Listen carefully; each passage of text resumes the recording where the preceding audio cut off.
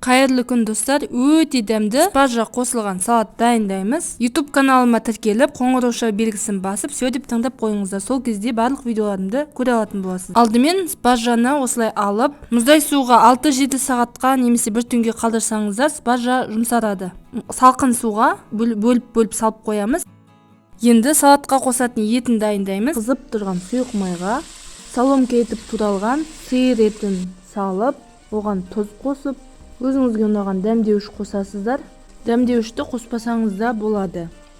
Соя тұздығын қосып, аздап су құямыз. Еті жұмсарғанша бұқтырып пісіретін боламыз. Яғни суы тартылғанша бұқтырып пісіреміз.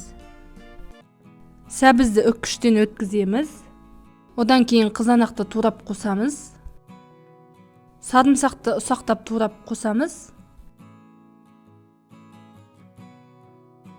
6-7 сағатқа немесе бір түнге қалдырған спаржамыз жұмсарады осылай. Жегенге ыңғайлы етіп осылай турап қосамыз.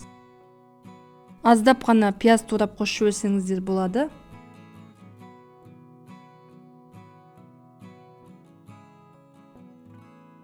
Бағанағы піскен етімізді қосамыз.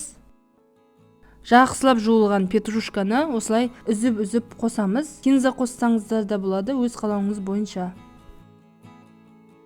Ұнтақталған қызыл бұрыш, паприка, тұз қостым. Қалауыңызша кристаллик приправасын қоссаңыздар да болады. Қызып тұрған сұйық майды сарымсаққа тиетіндей етіп құйып шығамыз. Жақсылап араластырамыз.